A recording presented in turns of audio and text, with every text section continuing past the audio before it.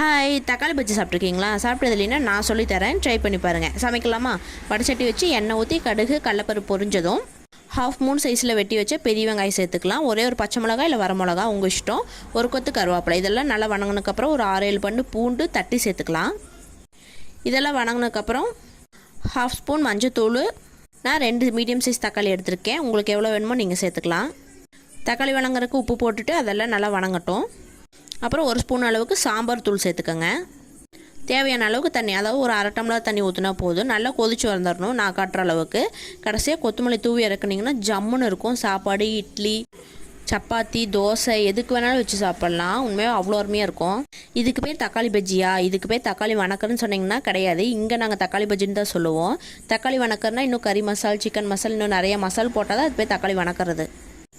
உங்கள் ஊரில் என்னன்னு சொல்லி கமெண்ட் பண்ணுங்கள். மறக்காமல் என் வீடியோஸ் பிடிச்சிருக்குன்னா சப்ஸ்கிரைப் அண்ட் லைக் பண்ணால் தானே எனக்கும் தெரியும். சப்ஸ்கிரைப் பண்ணிட்டு போங்க. பாய்.